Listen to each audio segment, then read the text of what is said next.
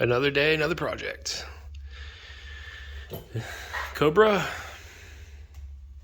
is now going to be getting a new head unit. So this is the Pioneer, that part number, touchscreen, wireless, Android Auto, wireless, Apple CarPlay, all the good stuff. It's kind of expensive. Head units are apparently crazy expensive right now because of the chip shortage.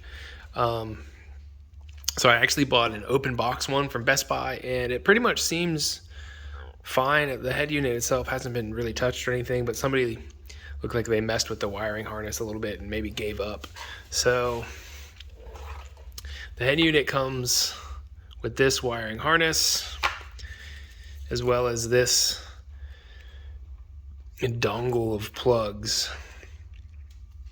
Apparently this is easier than having a bunch of little plugs on the back of the head unit these days.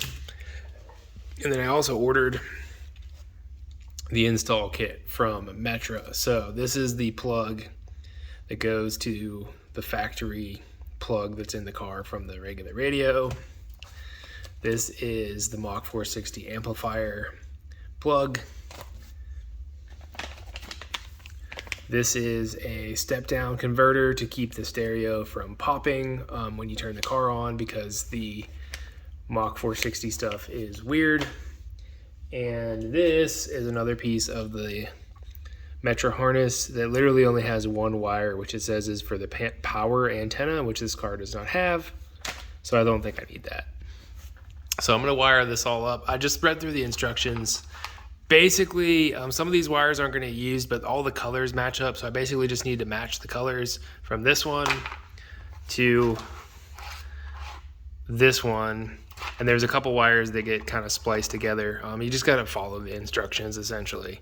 So I'm going to do that. And then I'm also going to be installing a backup camera into the trunk. I'm going to show you how I do that. I've read a couple write-ups on SVT Performance, so I can't take credit for doing this, but this is just a cheapo camera from Amazon, and it should fit in the keyhole, supposedly. So we're going to give that a try. All right, so we have everything wired up for the Pioneer head unit. Like I said, pretty much just match the colors up, but now I'm working on the reverse camera. So the camera instructions are written in broken English and not very clear, so it took me a minute to figure this out. Basically, your head unit harness is going to have a reverse trigger input. On mine, this is purple with a white stripe. I added some wire so that I can run this down to the kick panel to tap into the reverse wire that is in the kick panel harness. Now, the camera, like I said, the instructions are confusing. So the camera plugs in to the harness on your Pioneer head unit. However, this particular camera also has this red power wire. And there's one on the other end of the harness too, so I'm kind of confused as to why there's two of them. Doesn't really make any sense, right? So basically, from my understanding, this one needs to get tapped into this trigger wire from the head unit, which will then go to the reverse lights. And then the other end is going to plug into the camera here, right? The other end also has a power wire that plugs into this red section that is going to get tapped into your red, your lights at the back.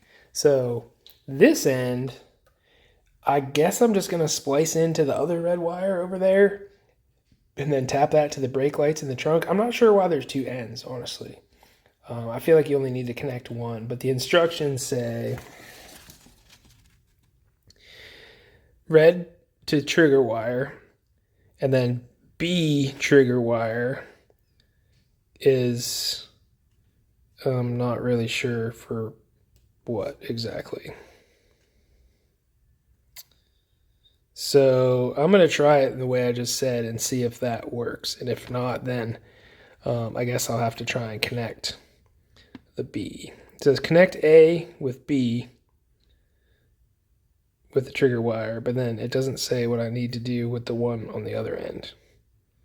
Nothing really. I'm not really sure. So now we have, I've run the wires behind the glove box from where the head unit goes. This green one, which I just only have green, red, and black wires at the moment. We're going to tap this into this wire right here. You can see that. That is a black wire with a pink stripe. That's for the reverse lights. And then this black wire is the camera feed. There's the rest of it.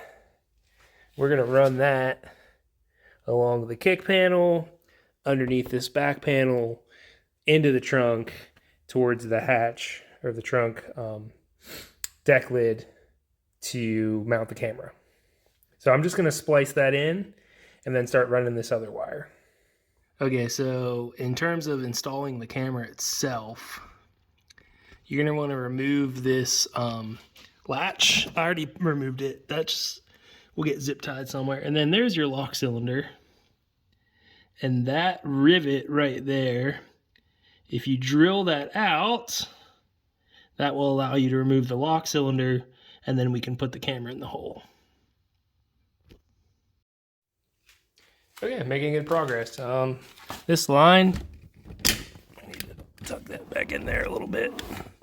But that's gonna go in there. Oh, it's too tight. I'll fix that later.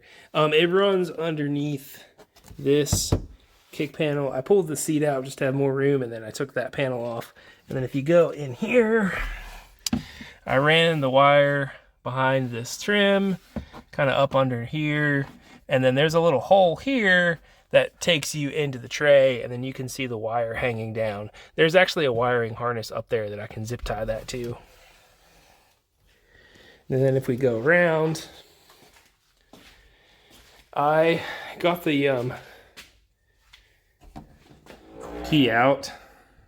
Ta-da, there's our hole for our camera now. Here's the key. I'll stash that somewhere in case anybody ever wants to remove this. The rivet is a super big pain in the ass to get out, by the way.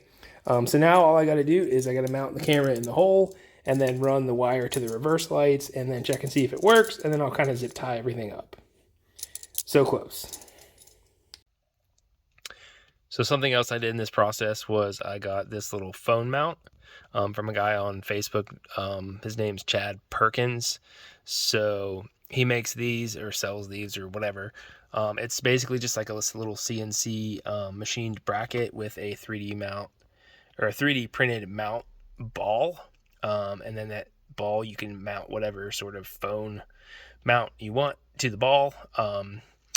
It was about 25 bucks. It's a nice little piece. If you have a relatively recent phone, you will know that there is nowhere to put them in these cars, and they don't really fit in the cup holders because the cup holders are too small. So I have no affiliation with him. He didn't give this me to free or promo or anything. I just bought one, thought it was cool. Thought I'd show you. It just mounts to those two little bolts, and it should slip right around the trim. So shouts to him for making that. So here's what I did in the trunk, right? So this is just going to get zip tied. This is my trunk pull.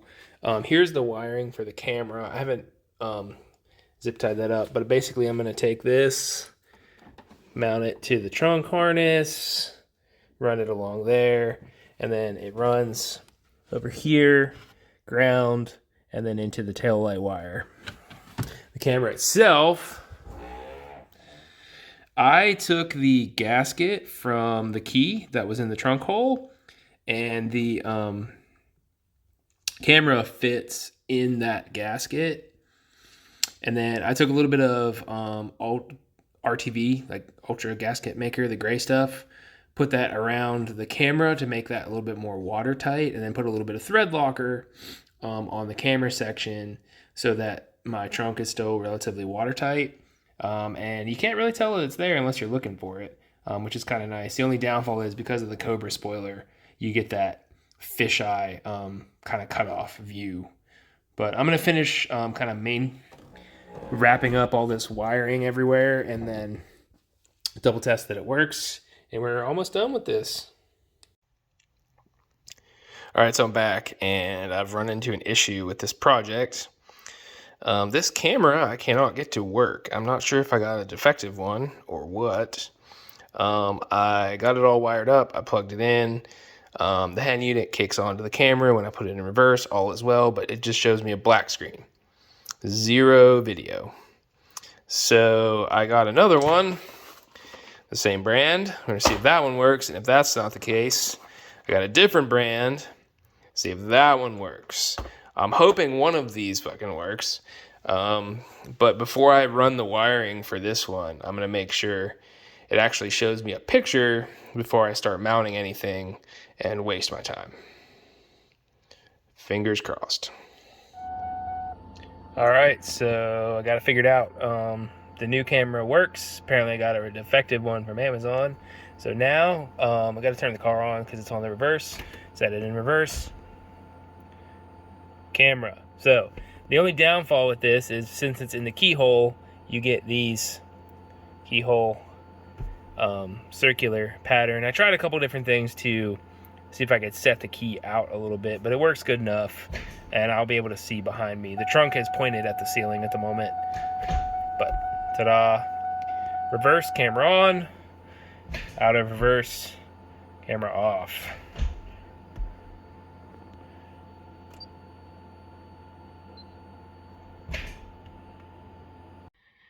Another part of the process of this camera head unit install.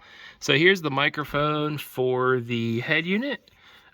Basically, it's pretty easy. All I did was clip it to the headliner here. It comes with a little clip. I don't like that I can see this little bit of wire, but it is what it is. And then all I did, tucked it up underneath the headliner by the windshield. I pulled this A-pillar off over here. A little bit of light, there we go. And ran it down the A-pillar, kind of similar to what I did with the gauges. And down there, and then I'm gonna run it behind the glove box to the head unit over there. And I'm pretty much almost done, really. Pretty simple to run the wire. This only took me a couple minutes. I don't really know what this wire's for. Interesting. No clue. Looks factory though. So in terms of trying to make everything look factory, here you go. I tied everything into this cable for the trunk, which then runs down and back behind the kick panel. And everything eventually comes out over here. I got to put this panel right here back on still.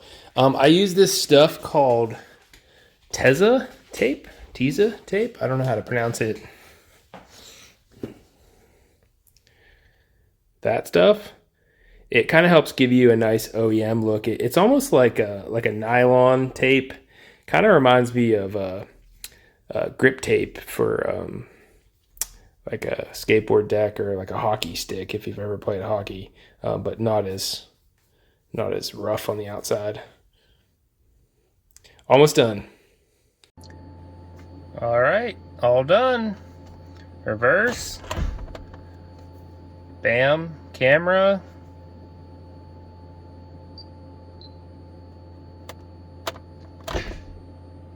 Back to the head unit.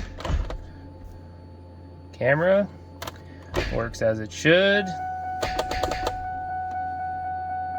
Ta-da!